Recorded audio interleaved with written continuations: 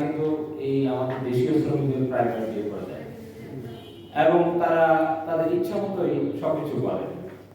সাম্প্রতিক সময়ে একটি টাওয়ার কোম্পানি ইউরোপ আপনারা জানবেন, সেখানে আমাদের দেশের যারা ডিপ্লোমা ইঞ্জিনিয়ার এরা আপনাদের শ্রমিক সংগঠন, আমি কিন্তু অনুরোধ করেছিলাম যে আপনারা একটা কাজ করেন, আমাদের দেশে অনেক শ্রমিক সংগঠন আছে এবং আমি ভবনের কথা বলছিলাম ওনার কাছে যাওয়ার জন্য, বললাম যে আপনারা ওনাদের কাছে যান, যেহেতু আপনাদের কোনো ফেডারেশন নাই, সংগঠন নাই, ওনাদেরকে বের করে দিতেছি এবং এই প্রতিষ্ঠানটা অলরেডি বিক্রি করে দেওয়ার জন্য ভারতের একটা কোম্পানি ইতিমধ্যে চুক্তি সম্পন্ন করেছে। তাহলে এই শ্রমিকরা যাবে কোথায়? বাংলাদেশের এই টেলিকম আইসিটি ইন্ডাস্ট্রি, আমরা আগামী দিনে বলছি যে আমাদের সেমি কন্ডাক্টর বিশাল একটি শিল্প, যেখানে আপনারা শুধু গার্মেন্টস নিয়ে কাজ করতেছেন। এই সেমি কন্ডাক্টর যদি বাংলাদেশে শুরু হয়, তো তৃতীয় আপনার এই R&D sector, second R&D sector বলতে পারেন যে এখানে শুরু হবে, এই বিপ্লবটা এখানে শুরু হবে। অর্থাৎ এই সেক্টরে নিয়ে আপনারা একটু দয়া করে মনোযোগী হবে।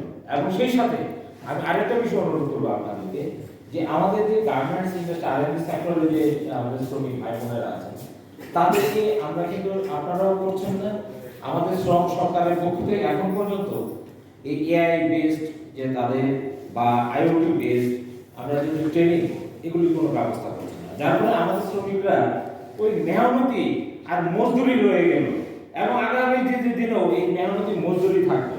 যার ফলে হচ্ছে কি, গার্মেন্ট যখন বন্ধ হচ্ছে তখন রাস্তায় ব্যাটারি চালিত রিক্সায় এরা নেমে যাচ্ছে।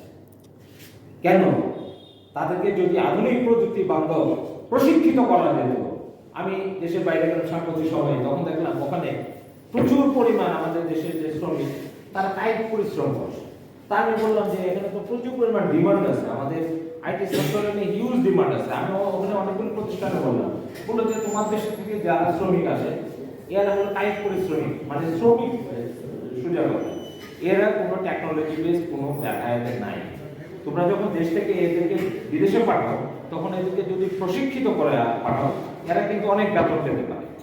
আমার সার্টিফিকেটের দরকার নেই, MA pass, BA pass, honours pass, এগুলি দরকার নেই। এখন আধুনিক প্রযুক্তির যুগে কিন্তু এই সার্টিফিকেট কেউ দেখে না। আপনি হন না ক্লাস 5 পাস, কিন্তু আপনি প্রযুক্তিতে, যেমন আপনারা যারা যারা স্মার্টফোন ব্যবহার করেন এখন, বলেন তো কয়জনের আপনার প্রযুক্তি শিক্ষা আছে? কারোর শিক্ষা নেই, কিন্তু অথচ আপনার সবই চালাতে পারেন। এমনকি অনেকে একদম গণ্যমূর্খ, সে এআই চালাতে পারে এবং ভালো চালাতে পারে, একটা শিক্ষিত উচ্চ শিক্ষিত চাইতে ভালো চালাতে পারে। একে দেখবেন সচিব, উনি বলতেছিল সেদিন একটা সেমিনারে, বললো যে আমি তো কিছু বুঝি না, আমার বাচ্চারা আমাকে শিখায়। তারপরে ওনার বাচ্চা, উনি একজন সচিব, অথচ শিক্ষা দিচ্ছে কি ওনার সন্তান, একটা শিশু সন্তান।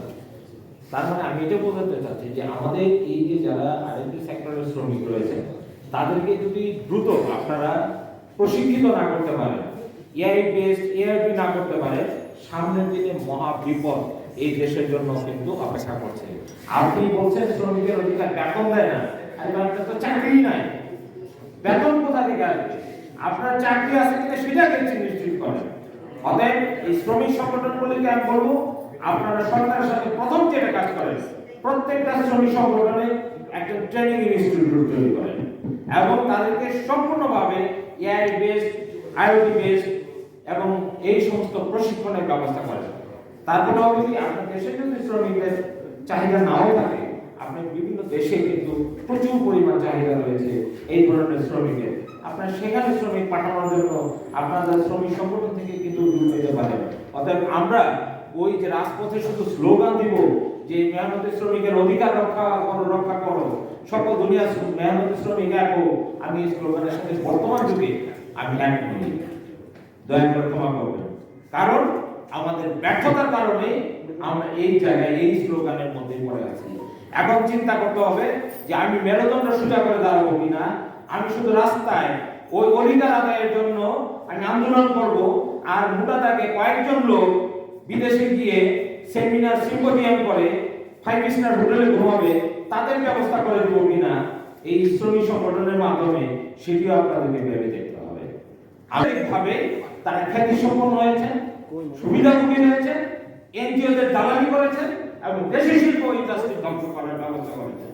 যত সরকার দেখবেন রাজনৈতিক হস্তক্ষেপ নিয়ে দেশে যখন অশান্তি সৃষ্টি হয়, এবং সেই সমস্ত সংগঠনের নেতৃত্ব দিয়ে প্রথমে সরকার তৈরি করা হয় এবং তারা কারা এর বেনিফিশিয়ারি এবং এর দেশের শত্রু মুখে যতই বলুক যে শ্রমিক অধিকার নিয়ে আমি কাজ করি, আসলে তার এটি মুখের কথা, অন্তরে নয়।